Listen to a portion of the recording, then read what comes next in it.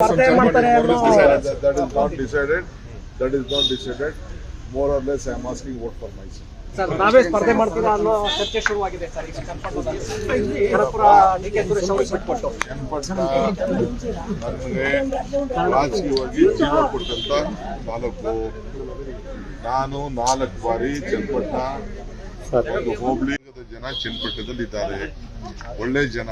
ಈ ಕಷ್ಟ ಕಾಲದಲ್ಲೂ ಕೂಡ ಅತಿ ಹೆಚ್ಚು ಮತವನ್ನ ಸುಮಾರು 80,000 85,000 ಓಟನ್ನ ನಮಗೆ ಕೊಟ್ಟಿದ್ದಾರೆ. ನಾನು ಅವ್ರಿಗೆ ಋಣ ತೀರಿಸಬೇಕು.